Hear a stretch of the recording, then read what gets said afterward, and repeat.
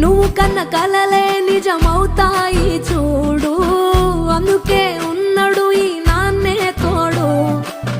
దశరథ మహారాజే నాన్నై పుట్టాడు, నువ్వు రాముడంత ఎదగరనేడు.